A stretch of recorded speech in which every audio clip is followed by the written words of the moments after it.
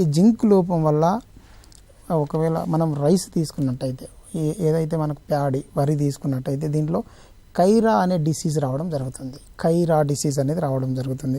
ఈ కైరా డిసీజు 3 నుంచి 4 వారాల వయసు ఉన్నటువంటి పంటలో కల్పిస్తుంది. ఈ ఆకులన్నీ కూడా రెడ్డిష్ బ్రౌన్కి మారే అవకాశం ఉంటుంది. ఈ స్థితిని మనము కైరా డిసీజ్గా చెప్పుకోవడం జరుగుతుంది మేడం. ఓకేనా.